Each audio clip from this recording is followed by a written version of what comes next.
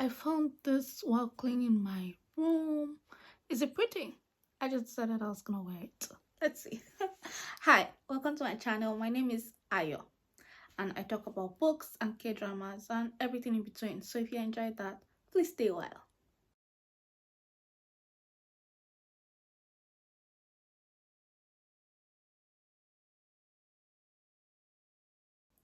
Oh, can you tell I haven't been doing this for a long time? I keep forgetting to ask you to subscribe. So please subscribe to my channel. Let's be besties.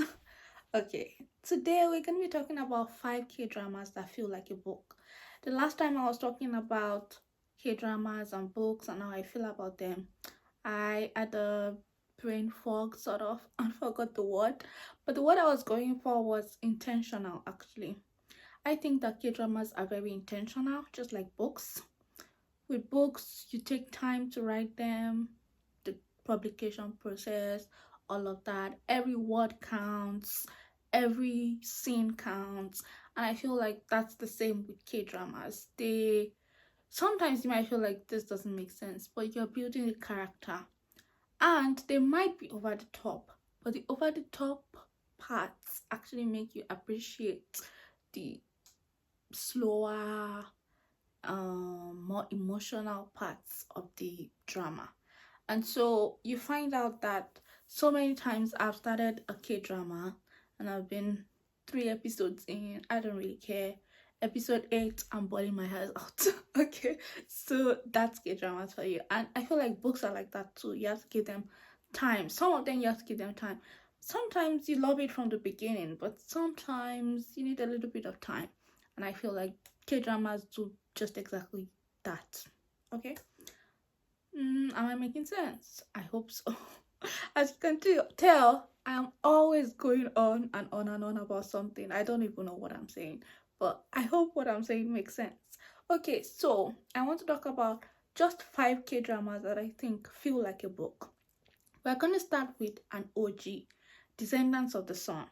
Descendants of the Sun is a 2016 K drama, and where do I even begin? That drama has my heart.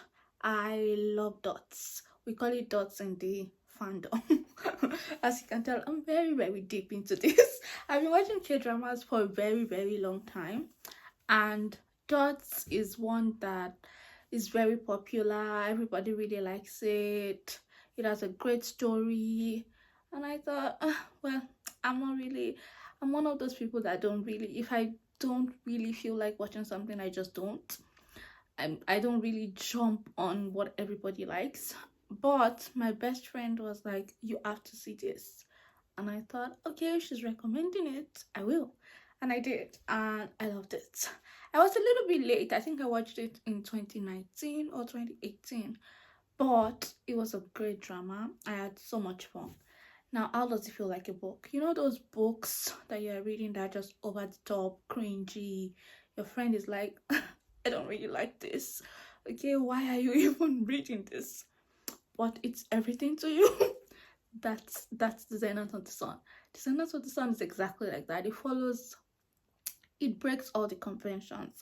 So generally, K-dramas, they take time. They don't even touch until episode 8. But Descendants of the Sun, we get right to it. In the beginning, they're like, yeah, I like you. You like me. What do we do? What do we do about this? Whereas with most K-dramas, the conflict is internal. It's between them. Should we get together? Should we not? This one, it was external. So the story is about a medical doctor who falls in love with a soldier. Now she thinks it's a conflict of interest because she's like, you you know your job and mine, it doesn't really align. I'm saving lives, yeah, taking them out. So, well, I'm not exactly sure what I can see on YouTube, so you get me. And she was like, I don't think I want to do this. And then they had to go their separate ways. But they were sent to a war country, and she was part of the medical team. And they got closer, and it's all of that in between. but it's the aesthetic of it. I'm not talking of the aesthetic of war. No, no, no, no, no. Please don't think I'm that crazy. No, I'm talking about it was I don't know. I think they shot it in Italy, but it's beautiful. The scenery, very beautiful. The everything in between, just gorgeous. But it's the relationship. I love him. I love him. His name is Yushijin, and he is just, look, it's like my man Tiwani. He's funny, he's clever, he's sarcastic. He never takes himself too seriously, but he's crazy about her. So yeah, no, I love him. I love him. It was such a good drama, and it just felt like watching a reading a book, not watching a movie. It felt like reading a book. There were so many scenes that are iconic. Even now people still play those clips, and you're swooning. You're like, this is so great, this is so beautiful, I want to love like this. So if you haven't, please see Descendants of the Sun. I'm gonna try to insert the picture over here. Editing me will be doing that. Now, number 2, let's talk about Run On. Oh, Run On is so my type, so my type. So there are men like Yushi Jane, and then there's Songyum. Songyum is, yeah, okay, he's way above everybody. I love him. He's everything to me. And what does drama feel like? So, those Emily Henry type of books where it's a romance, but we are not focusing on the romance. We're focusing on the journey that these characters go through, and their healing journey, and basically their self-development, and how it impacts the relationships. That's what Run On is. Run On is slow.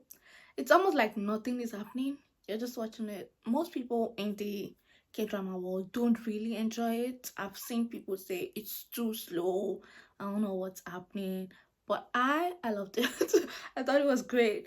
I loved that they were taking their time. I loved that there wasn't any over the top crazy stuff happening. It was just about two people who had gone through so much trauma, finding themselves and falling in love. It was so intentional.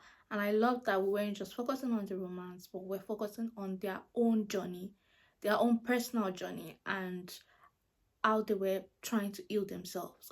It actually gave me one of the best quotes. The quotes, okay, the quotes. It was great.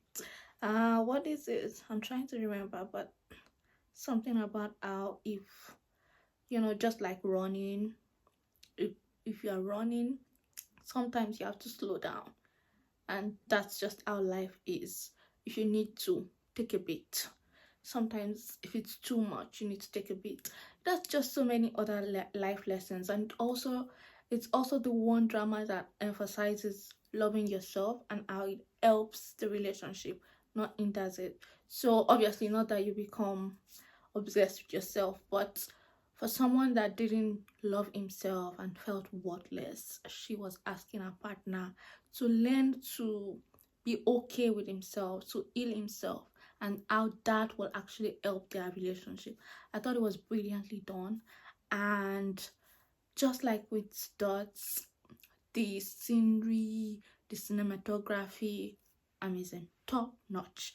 Run On is just one of those dramas that I can't stop talking about. And Song Yeon is my man. Okay, he's not like all the other men. Okay, he's not confident. Not that he's not confident in himself, but he's not like, cocky. No, I usually like this kind of characters, but not Songyum. Songyum is quiet. And who knew that I could fall in love with an introverted man? But oh, I was in love. I was swooning. It's so calm. He doesn't do anything without cause. You could see that he's gone through a lot, and that has made him withdraw into himself. But he wasn't shy about letting her know that he cared about her. And the person he fell in love with was just, oh, if you're looking for one of those women that just so themselves, that know themselves, and are willing to just tell everyone what to do, how to do it. She's just no nonsense. She's not allowing herself to be deterred by people, and it didn't matter that there were all these rich people trying to look down on her. She wouldn't let that happen because she had built up herself. And I thought that was really great. The two of them together, amazing. And it felt like a book in that, or like I said, women's fiction, kind of story. And it's definitely a man written by a woman because he's so perfect. I love him. I love him. And so if you're looking for something nice to watch, Run On. I don't like the second lead couple. What is Run On about? It's about an athlete and a translator, or is it interpreter? No, translator. So she translates subtitles for movies into so English movies to Korean. I haven't actually seen a drama with that kind of job, and I thought it was perfect, showing us the what that career looks like. It was a really really good K drama, and it's one of my favorites. One of my favorites, and yeah, I think you should watch it. Now, number three, we're gonna talk about Our Blues. Our Blues is Our Blues is a masterpiece as far as I'm concerned. I think everyone should watch Our Blues. Our Blues, we're going against the grain here. It's not a romance. It's not a romantic K drama. No, no, no, no, no. This actually feels like it feels like literary fiction. Those recently I read Beer Town, and I think I would sort of look at Our Blues like Beer Town. It looks at different people in a community, so we're looking at different perspectives. It's not staying in one person. It's not a first person narrative, it's a third person narrative, and we are looking at everyone's perspectives. I especially loved the way it told its story. It's about, so it was shot in Jeju Island, which, if you're very familiar with South Korea, is a beautiful beautiful part of South Korea. The landscape is amazing. It's seaside, and it's looking at this sort of the earth people who are fishermen, and basically their life revolves around the sea where they live. But more than that, it's about the community and the struggles this community goes through. And so we start with one person in the community, and then we just start going down, down, down, down. And by the time you get to the end, you feel like you know everybody in this community so well, and they have become your family. I loved Our Blues. Our Blues is, I can't even describe it. It's, oh, the cinematography. Oh, it was gorgeous. It was gorgeous. So beautiful. So beautiful. And the character depth. You find yourself, oh, I don't really like this character, and then you get to know them and you understand their motivations. Oh, I was bawling my eyes out. When I read books, I don't really cry, but when I watch K dramas, I got to get the tissues because I'm bawling my eyes out. And this is one of those K dramas. I told you I love it. I actually have a crazy story about Our Blues. I sat down to watch this. I was having a bad day, and I thought, oh, I need a K drama. I opened my laptop and I played this K drama. It was a 20-hour K drama. It was 1 p.m. at night, in the afternoon. I played the K drama and I didn't stop until it ended.